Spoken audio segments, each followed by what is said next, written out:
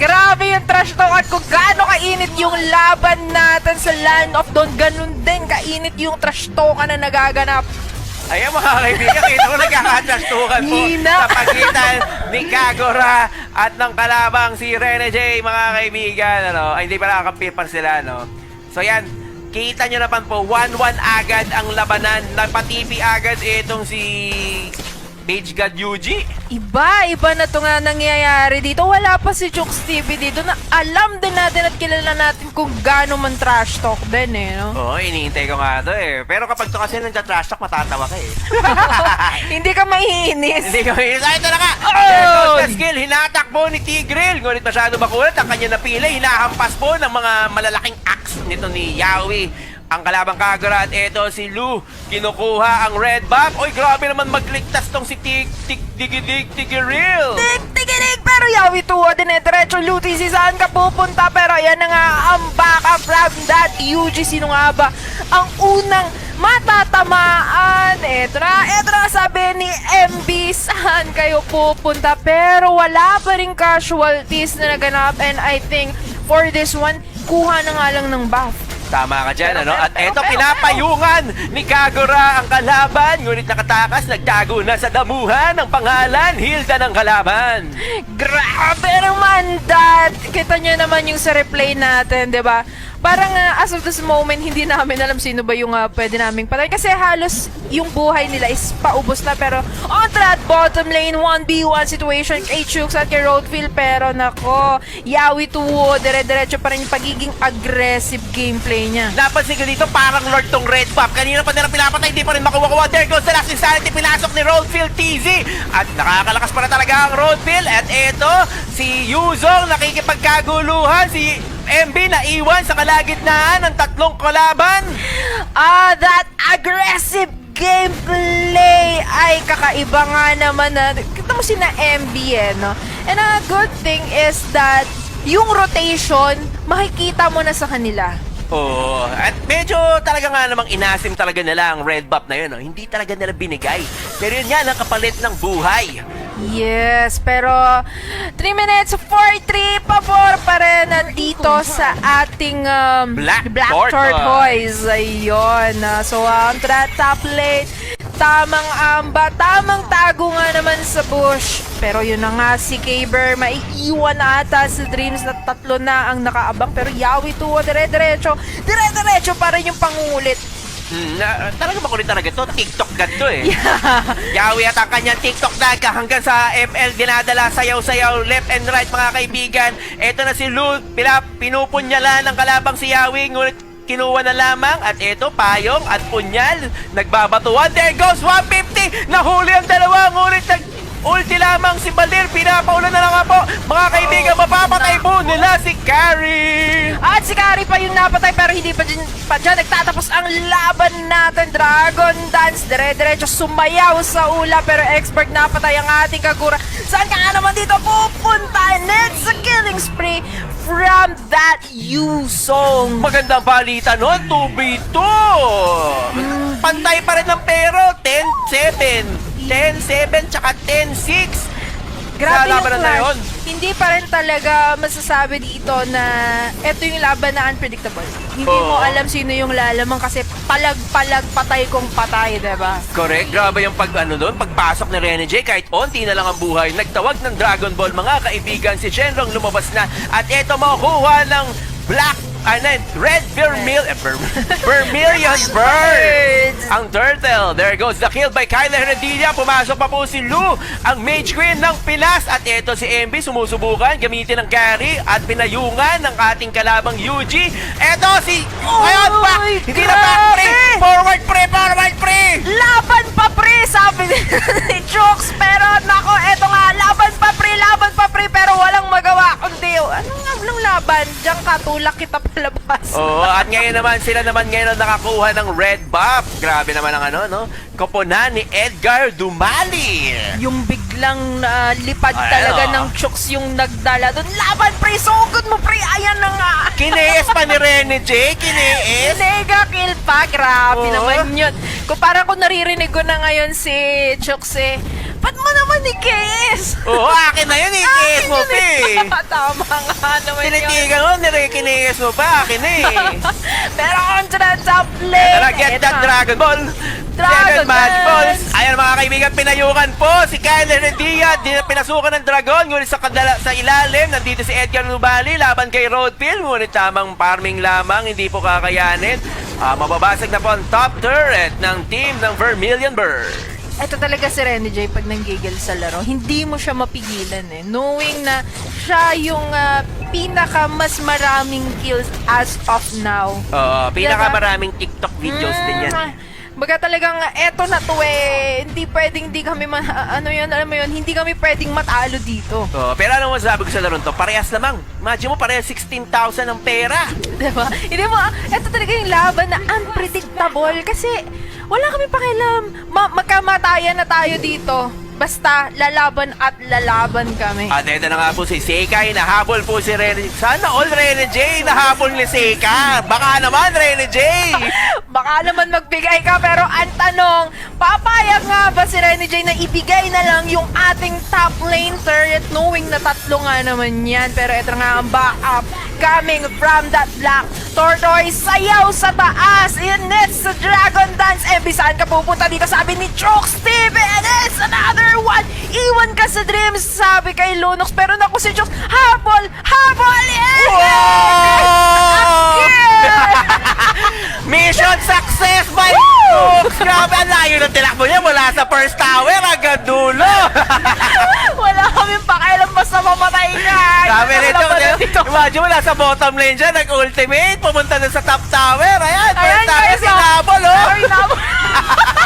Wala akong pakialam sa inyo. Target lock. Woo! Akin That's ka, akin ka. Iba talaga maglaro ang isang Jokes TV. Pero Black Tortoise gustong kumuha ng objectives dito sa may middle lane. Pero nako, nakatakas pa rin si paring Kyushu natin dito. O, smaring Lu natin. Grabe yung ultimate ng Tigreal doon. Tatlong nakuha. Kaso walang follow-up sa koponan ng Black Tortoise. At eto mga kaibigan, naglabas na naman ng Get That Dragon Ball. Si Shenron, pinatokan ng Last Insanity. Ngunit masyado pa siyang makunat. Napatay po niya si MP. At eto, nahabol pa rin ni Oy, double kill na sa kamay ni Rene J. Nandito na naman si Chokes.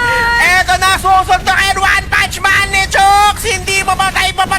Makunat si Seika. Makunat si Seika, Persian. Iba ang Jokes TV natin. Parang ano siya sinusugod niya talaga right then and then sa Tori. Mahalaga sa akin makapatay ako. Pero Chokes, akala ko back pre. Ba't ngayon forward pre? Laban Sabi ko sa'yo pre. Iba ngayon laban free. Laban pre eh. Pero grabe yung habol ni ni Chokes kay Seika. Iba tong nakikita natin Kikil. ngayon.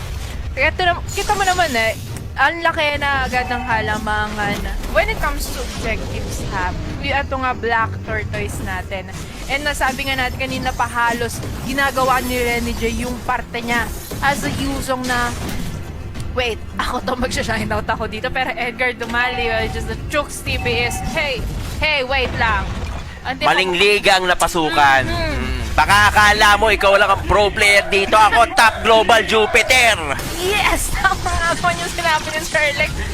Ano pa? Pero naku mukhang mali ata ang pasok mo dyan! Naiwanan at ito na Last Insanity. Pinutukan sa mukhaan si 150. Ngunit nakatakas dahil yun na nga mga kaibigan ang simpleng trash tukan. Pumasok na naman si Yuzong dito sa kalagitnaan. Patay po ang tatlo sa patayan tatlo. Patay na po pang-apat. Apat sa miyembro ng koponan ng Vermilion Bird dumapa na sa kamay ni Rene J. Kita mo yung nangyayari doon, no? Pinahasok ni Jokes TV. Wala siyang pakialam kahit mamatay. Pero yung sayaw ng isang Dragon Dance is naandun talaga. Oo, kasi alam niyo naman, kilala to si Chokes TV sa kanyang Layla tank. So, ginamitan niya dito ng Layla Aldous. Tama Ay, nga. Layla Tank Aldous. Yes. At saka, eto si Chokes, mapaglaro siya sa build. Kilala siya na, pagka ganito yung build, hindi pwede yun. Pero sabi nga ni Rene J ngayon dito, puro papogi kasi Kita nyo guys, napakainit. Nung trash talk na nagaganap, mainit din yung backbone baka. O, ingay mo, ilong. Grabe ha. Tatandaan niyo po mga kaibigan, huwag niyo pong gagayahin. Yes! Para sa Legends TV lamang. Oo guys, at saka ano to ha, katuwaan lang niyang mga yan. So sa mga nanonood sa atin dyan, kalmahan nyo lang din. Kasi it's fun game. It's a fun game mga kasama, mga katropa. At eto, sinisimulan na po ni Maring Lu ang Lord, ngunit hindi pa. Eto, nagkakaroon na po ng apo yan. Etong si Yawi, diretso pa rin ng kalaban. There goes sa Incandescence, pinapaulan ng punyan ni Gusion si Yawi, ngunit masyado pang makunat si Yawi. Pero sa likuran, hindi natin napansin, nasa likuran na pala si Chooks TV at saka si Rene J. Hinarantada na po si MB tsaka si Roadkill. Hinahabol. It's sandwich gameplay para kay Seka. Chooks TV, eto ka saan ka pupunta? Mega kill from Kagura. Grabe, itong pinapakita ng Black Tortoise ngayon. Kita nyo guys. Chooks and Rene J is doing it. Tama ka dyan. Chooks yan eh. Baka Chooks top global Jupiter yan, Persian. Tama yun. So Sir Lex, eto na nga, sinisimula na ng Black Tortoise. Ang ating kauna-unahang Lord and ilan na lang ang natitirang Tore ngayon sa Vermilion Birds. Ito talagang delegates na to for them. Of course. At actually, nabasag na nga yung top lane turret ng Vermilion Bird. Ano? 2 Tore na lamang natitira para sa kanila. At ang Lord Spawn ay mapupunta po sa top lane. So, anytime of pwedeng tapusin ngayon to ng Black Tortoise. Napaka-delikado din kasi for this one kung patatagalin pa nila kasi they have the carry. Pero, kikita nyo guys, iba ang ingay na ipinapakita ng Black Tortoise ngayon. Maingay. Sobrang ingay. Sobrang guys. ingay. Mainit. Mas mainit pa sa apoy ni Balir at saka ni Xborg ang trash talk ng team ng Black Tortoise. At ayun na nga po, pumasok na po ang Mage Queen na si Lu. Eto na si Edgar lumali! Sinuntok! Ngunit nabuhay si MB! Aba, gusto na pasukin sa fountain! Grabe naman! Pasok dun mismo talaga sa Tore. At ano nga ba dito? Tatapusin na nga ba ng Black Tortoise? And it's a tower lock pa. Pero sabi nga naman dito ng Vermilion Birds, hindi. Sabi ni Ebi, laban kung laban tayo sa kapupunta. Lu, eto na ako. Napatay ang isang fusion. Naku, Yawi Tuwo, pinasok pa rin yung tatlo. Pero sabi ni Yusong, no. Mali ka ng pasok mo, pare. Oo, mag-TikTok ka na lang. Hindi pang ML ang galawan, mag-TikTok ka na lang. Eto na lang ang pwede mong gawin. Pero kita mo, 115 na po, delegates. Ipinasok, lumaban pa rin sa Tore. Pero kapit sa cellphone. Sabi nga naman dito ng Vermilion Birds, Rene J, tumakbo, sumayaw, palabas ng Tore. At mga kaibigan, here goes the replay. Kitang-kita what a methodological na makulit chiwap. Pinasok ni Edgar, dumali si MB. At eto, sacrifice technique. May push lang ang lahat ng Tore. Ganyan po mag-isip ang mga players sa Legend TV.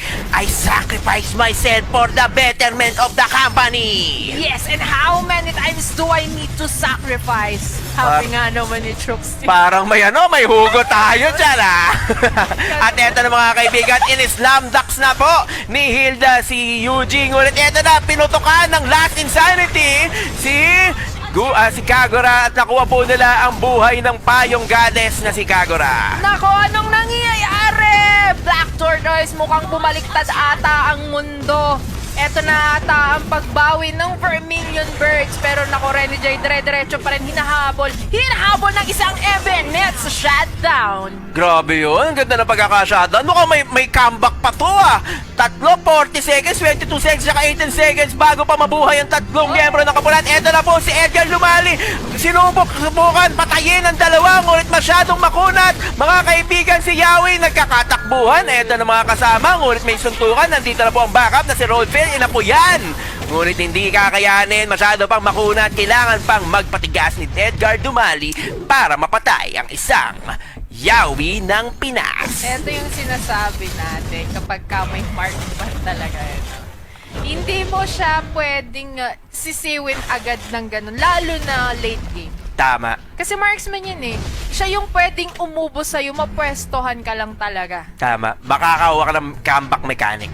So, palagay ko, ang laban na to, nakasalalay talaga to sa magandang pagsasakripisyo ng tank Aldous na naman ni paring Bakprino. Kumbaga sabi nga ni Pacquiao ang laban na to ay para sa inyo. Yan! At ano na mga kaibigan, nasa damuhan, nakita po nila, uy, nagkakadasyan. Nagkakaamo yan sa damuhan, mga kaibigan. At eto na si Seka, lumabas na ng aambang, ulit hindi pa. Eto, hahabol si Yawi, magpapakita kay Yuji. At eto, sisimulan na po nila mag-dirt, mag-lord. Sino kaya mga kuha, sinusubukan ng magkasuntukan, mga kaibigan, hindi ata papalagan ng koponan ng Black Tortoise. Ngunit nagkaamo yan na, nakita na po, kalahati na lamang ang buhay na natitira sa Lord. At eto si Seka, napapatakbo na bumula, hinabol na po. Ay, Rene J, ang buhay mo, natutunaw ka kay Kari. Akala mo mabubuhay ka at nabuhay pala talaga. Eto na po, parating na po si MB, pinuputokan na, pinapalo na ang Lord ni MB. Makukuha kaya sino mga kanakaw dito? Last Intelligence! What a Lord steal by Gusion! Napakasulit ng Red 3, mga kaibigan. Eto na, nagkapasukan, ultimate ni Eagle. Napatay po ang Lunox ng kalabang Vermilion Bird. Pero Yusong dire-diretso pa rin napatay ang isang Kari na ko, Renny J. Pag hindi nyo napansin, ang isang Renny J sa my base, pwede nang tapusin ang laban natin na to. And eto nga, mukhang tower lock na nga dito sa Black Tortoise! Oh, Minions for the win! Hindi po napigilan ang sakripisyo na pinakita ng koponan ng Black Tortoise at sila po ang nagwagi dito sa unang laban. So ayan na nga guys, bago mag-game to, pakinggan na nga natin ang ating teams. Ano na nga ba nangyayari dyan? Sa mga usapan sa pagitan ng Vermilion Bird at Black